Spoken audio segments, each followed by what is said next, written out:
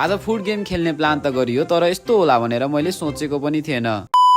So hey guys, welcome back to my new mini vlog. Food game खेल्ने plan त सजिलै बनाइयो तर च्यालेन्जिङ कुरा भनेको चाहिँ गेममा खानेकुरा के बनाउने भन्ने थियो। धेरै जस्तो फुड गेम भिडियोहरुमा ससेज खाएको देखिरहेको हुन्थ्यो, त्यसैले मैले पनि ससेज लिएर आए। अनि सबैभन्दा पहिला लसुन, टिमुर, चिल्ली फ्लेक्स राखेर चिल्ली ऑयल सस रेडी गरे। यो बनाउँदै गर्दा नराम्रोसँग हात पनि पोलिहाल्यो, तर बनिसकेपछि स्मेल चाहिँ यति राम्रो आयो कि ल यति दुःख गरेको त वर्थ इट नै रहेछ जस्तो लाग्यो। त्यसपछि अब आयो ससेजको पालो। ससेजलाई चाहिँ मैले अगाडि नै काटेर रेडी पारेर राखेको थिए। अब यसलाई फ्राई गर्न मात्र बाँकी थियो र ससेज पकाउने काम त एकदमै सजिलो होला भनेको भिडियो बनाउने धुनमा तेल धेरै हिट भइसकेको रहेछ भन्ने कुरा मैले थाहै पाएन र ससेज हाल्ने बेलामा तेल उछिटिएर त्यस्तो तातो तेलले हातमा नमजाले पोली त हाल्यो। खै किन हो ससेज चाहिँ राम्रोसँग फुलिरहेकै थिएन। तेल कम भएर हो कि मलाई पकाउनै नआएको हो थाहै भएन, तर पनि जसो तसो ससेजलाई मैले पकाउन चाहिँ पकाए। अनि एउटा टुक्रा चाखी हेरेको त सोचेको भन्दा चाहिँ मिठो भएछ है। त्यो बेला भोक पनि लागिरहेको थियो, त्यसैले एउटा टुक्राले त मुख मात्र चिलायो। अनि फेरि एउटा सिङ्गै ससेज लिएर त्यो पनि तातै खाइदिइहाले। अनि लास्टमा मोमो र चाउमिन पनि बाहिरबाट लिएर आए। फाइनली अब भने फुड गेमको लागि चाहिने सबै खानेकुराहरू टक्क तयार भयो। खानेकुरा देख्ने बित्तिकै बहिनीले गेम कहिले सुरु गर्ने भन्दै हतारिन थाल्यो। सो आजको लागि यति नै। र यो फुड गेमको फुल भिडियो चाहिँ युट्युबमा गएर हेर्न सक्नुहुन्छ र टिकटक र युट्युबमा मलाई फलो र सब्स्क्राइब गर्न नबिर्सिनु है त।